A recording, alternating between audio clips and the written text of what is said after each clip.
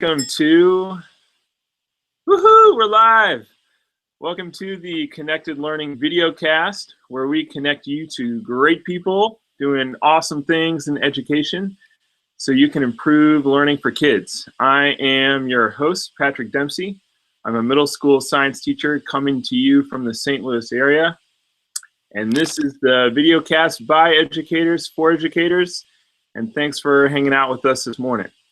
Our featured conversation today is with Rebecca Hare, who is a first career designer, second career teacher, and listening to her perspective today on school and classroom design is gonna seriously like flip your lid.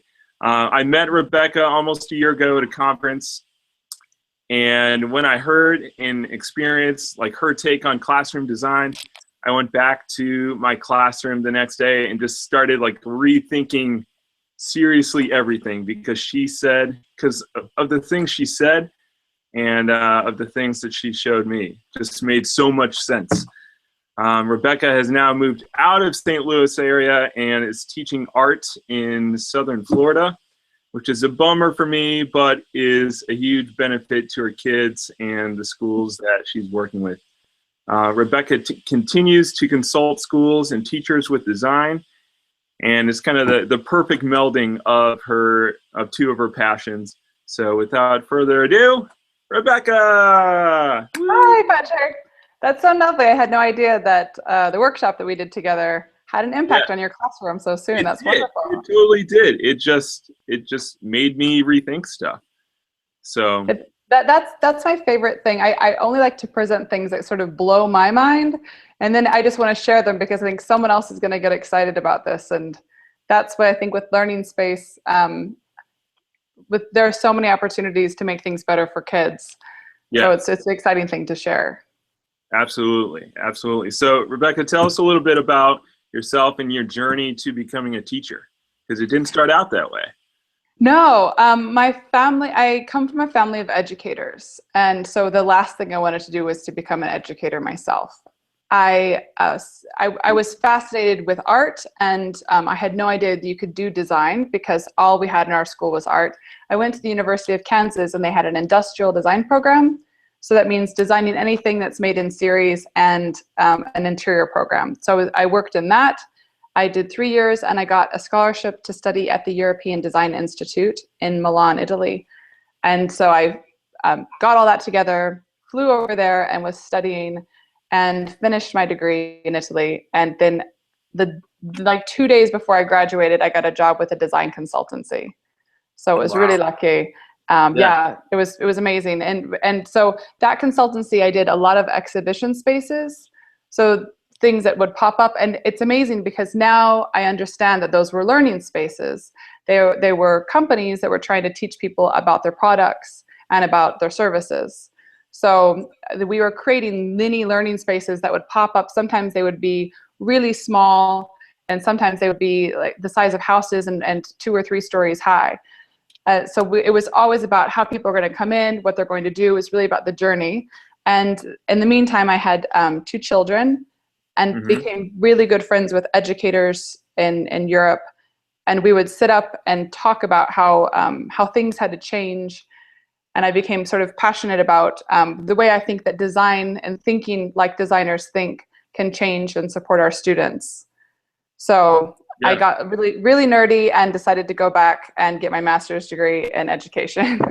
That is awesome. Yeah, so whole family flew back over to the United States, and I studied in St. Louis. Awesome. So even back then, you were thinking about those exhibitions as learning spaces. That's cool. I was, and I don't think I had that same vocabulary, but that's really what it was. People didn't understand a product, or they didn't understand all the times a service, and so it was all the different ways in which you're going to bring them in. And when I started to study education, I found the 2 things were similar. And no other world do people use design as frequently as you do in education. Yeah. So it was really cool. And people don't always think about it or use that kind of language, but it's always there. It's always there. I think teachers are when they understand that they're designing experiences and everything that that comes at you is a part of that experience. You start to see that your role more holistically. Yeah. So then you got into helping teachers out with classroom design. And when did that all kind of take off, and why did you get into that? Well, it was I was focused on bringing design into the curriculum, and then through Amy Peach from Fontbonne University, she asked me if I would do a workshop on learning space design, because I had talked to some teachers about it, and I walk into any space and I start moving things around. And I start thinking how things can, and if you ask my sister or anyone in my family, like, okay, you have to come and tweak. And so I've always done that. I did that even just with my friends for consultancies. I've done a lot of people's houses and businesses just as friends. So whenever I move into a new space, and so I go into a classroom and I start thinking, that's dead space. You know, this is like, has very low energy. We could be having students doing something here. And I notice people's behaviors. It's really creepy. It's not fun to be my friend. Yeah. But you're the friend that gets the call like, hey, where should my desk go? But then you start using language and they get kind of blown away. Yeah, people will, they'll call someone, so an educator would call me, hey, can you come see my classroom? And like, I'd like some ideas for my bulletin board. And what ends up happening is maybe the bulletin board isn't the issue. Maybe it's student seating. Maybe it's you need to support students through different areas. And so it's never, if you focus on the object, you never, you're probably missing a better opportunity to make change. That's really good. If you focus on just like the bulletin board, you're missing everything else. And instead, if you really focus on what the experience is, and all of those, all the elements are there to support that experience, then you have more of a flexibility in your mind to say, well, maybe we shouldn't have a desk, or maybe we should only have 3, or perhaps that wall could be made of this material. But it's really, really about the doing, what people are going to be doing in the space, and not about any particular element. Okay, so you walk into a classroom, and a teacher says, help me look at my space. Mm-hmm. And you're asking them, okay, what are kids doing in your classroom? So explain to us what learning space design is about, and what does your brain go through when you walk into a space? Well, you're never moving in to decorate and make things pretty. Teachers have been doing that for a long time. They do a nice job at that. You're really doing it to amplify learning. So that is awesome. That's cool. It's not about the pretty bulletin board. It's about the design, and it's about the function. Mm-hmm. So I walk in, and I'll notice what the barriers are. So there are a lot of design terms that teachers don't necessarily have to know, but if you notice when you feel blocked by something. Like when we went into your room and you had your projector kind of behind a podium. Yeah. And it's created this a space that it wasn't open. I think that we think about behaviors and places that we're attracted to, and being more open with your students, having spaces accessible, having their materials readily accessible is important. Right. And so I tried to go in and what barriers could happen, what barriers can come down around the space. And so even like when I first walked into my classroom, I took my desk and I shoved it up against the wall, and I even put the drawers so I couldn't get into them. Ooh. And I'm still not convinced that was the right thing to do. What about what? Blowing up the teacher nest, and sometimes it can be a fortress of solitude. It's a fortress of solitude. Good. It is, and a lot of teachers, they like that. Like the bigger the teacher area, I always think the less you're really supporting your learners. Sure. And I'm more of the get in with the learners. That's like you're maybe the head learner or the guide for that, and it's not about you bringing them along. It's about you supporting your students through their learning. Philosophically, I don't really think we can teach. I think we can create situations in which students can learn, and we can support them through that. We can do anything we want, and their learning may or may not happen. But if we support that learning, we realize we're not really teaching. So I kind of like to get rid of the teacher desk, and that's for me. And now the teachers that I'm working with, some of them are doing that. Some of them, their fortress of solitude gets bigger. It just, I respect that everyone's going to be in the right role for that. But so I did that. I shoved mine against there, and I'm trying to be in the center of the learning. Yeah. And using the materials that my students are using. Good.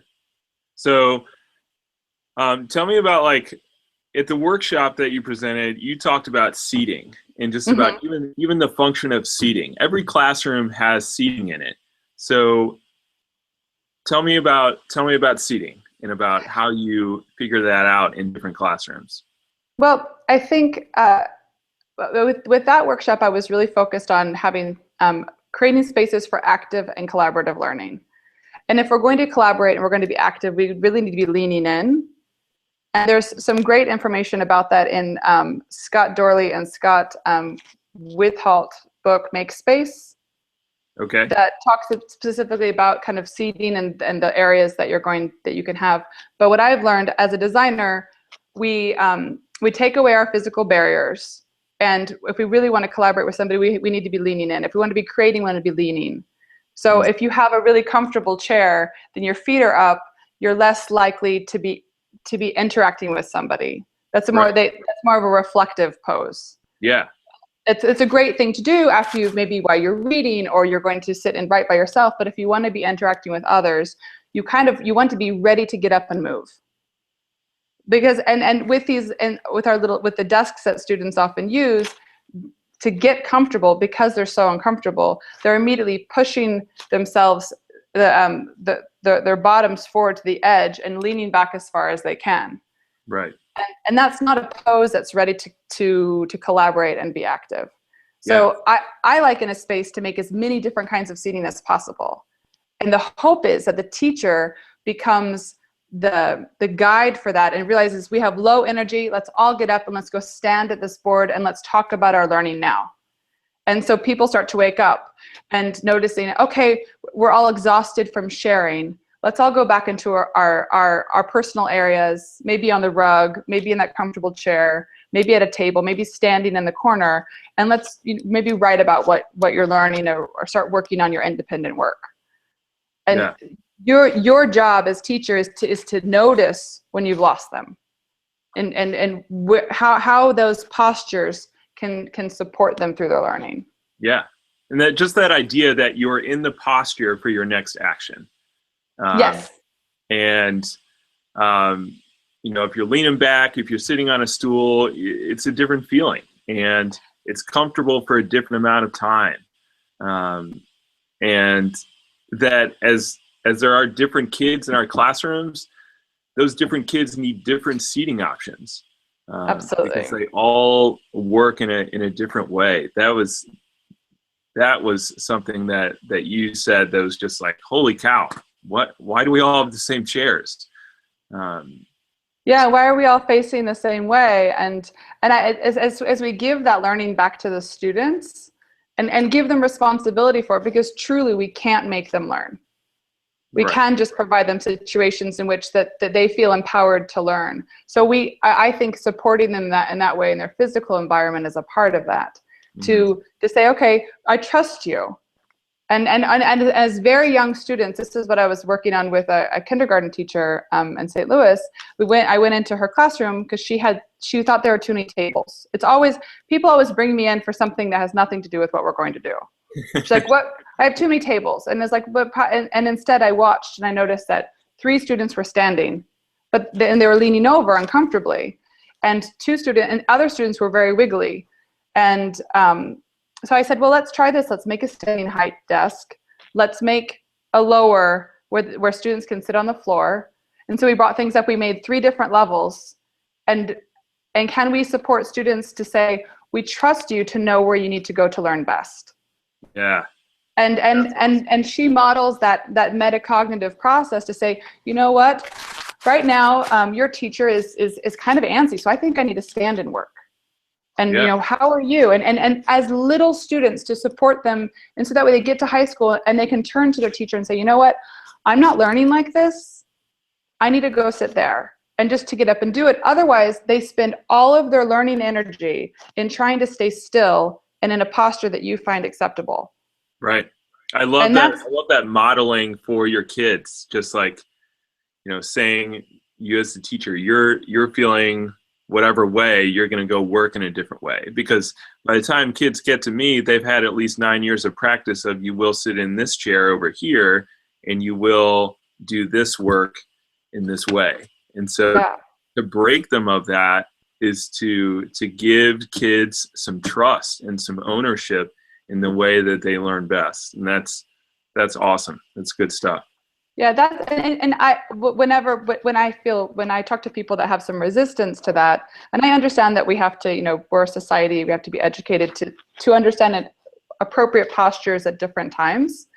I think that's a part of it. I think that when you give students choices, and then you do say, we all need to sit at the table together because we have something we need to do together, they're more happy to do that. And they can focus. But we look at our homes, no one's home is full of the same chair. We don't have 35 of the same chairs in our homes. That's true. Because when we're cooking, we need to stand. So that's a kind of work. When we want to sit and relax with somebody, we might have our feet up like I do right now on a table and sitting in a comfortable chair. Mm. And then when we're very tired, we might be lying down horizontally on a rug of pillows or on our beds. Our classrooms should support all of those kinds of postures like we have in our homes. Yeah. And it's not, you cannot for 9 hours sit in that same chair from one class to the other. I find that students spend so much time just trying to get through the day physically to continue to hold those postures that energy could be spent learning. Yeah. I love that, the world is not full of the same chair for everybody. So why are our classrooms? Yeah, and then one day, sitting at a height, sitting in a stool with no back can really work for you. Mm. Or a certain activity, but to start to notice that I know that sometimes this posture is good for me. Other times in my classroom, I appropriate wheelie carts like the old ones that we used to put, I think, projectors on. Yeah, they're a really good standing height desk for me. And so I stand there and I'll work when no students are in the room, in the middle of the room, standing. And other times I might be on the carpet. But with my students now, we're just learning to be in our space because I have very young students. But eventually it will be like, well, do you want to draw? Do you want to do that? Here are the options. How do you feel like and going through that metacognitive process with them. Yeah, and they have to learn about themselves in order to answer those questions. And they do. And I think with teachers, bringing students in as much in the design of the room and having their voice, having their learning up on the walls, having them be able to choose. So often teachers go in 2 weeks, and these are the teachers who care more than anybody. And they go in 2 weeks and they make this whole little home. But in that case, your students come in and they're your guest. Mm. It's not theirs.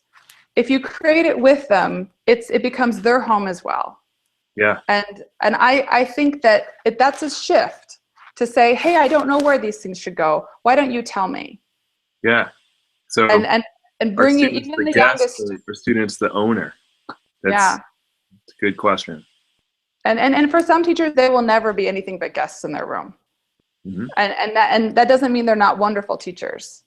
But as far as we can push the space to support the learning and amplify it, I think that students have to feel a certain level of ownership and comfort and ease to move in the space to support their learning. Yeah, awesome. So what are some good resources that people can learn more about the kinds of things you're talking about? Any books or any websites or other resources you would recommend?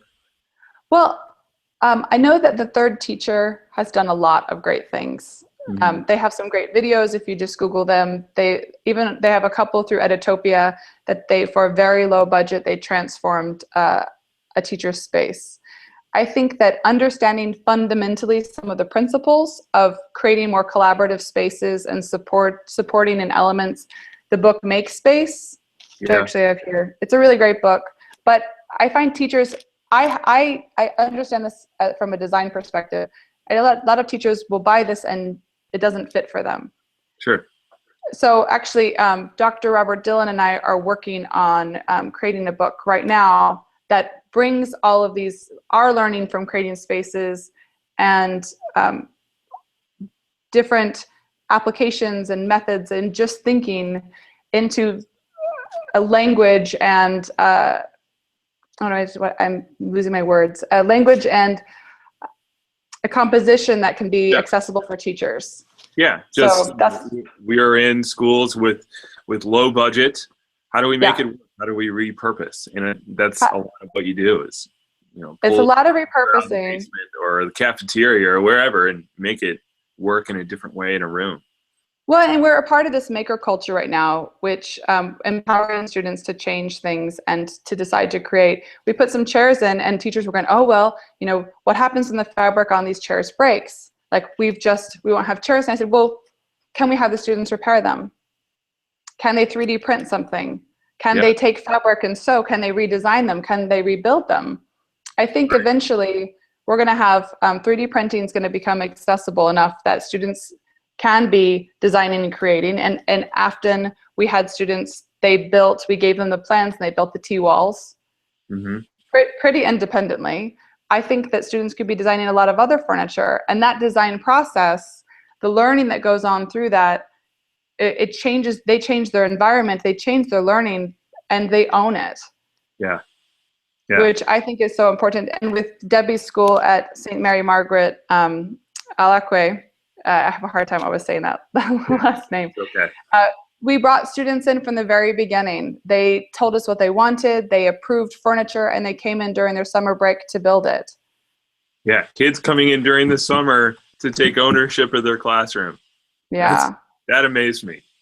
It did, and they were so excited. Right. And now you see pictures of them on their stomachs writing and researching uncomfortable furniture, and I think that excitement just keeps building. And again, there you spend a very little bit amount of money. You keep your spaces in the way that we don't know if it's going to work. We're okay if it doesn't work, and we're going to keep learning with the students in the space. Yeah, the first room or the first design is the worst. It's the beta. It's going to continue to get better, and that's where you live, and that's what you're comfortable with. So that's what I said to Debbie. I said, when I come back in a year and see this space again, I hope it doesn't look anything like it does when I left, because it would mean that the students never felt ownership to change it to be the right space for themselves. That's a good challenge. So how do people get a hold of you if they want to contact you and learn more or bring you into their space? I think Twitter is a great way to get a hold of me.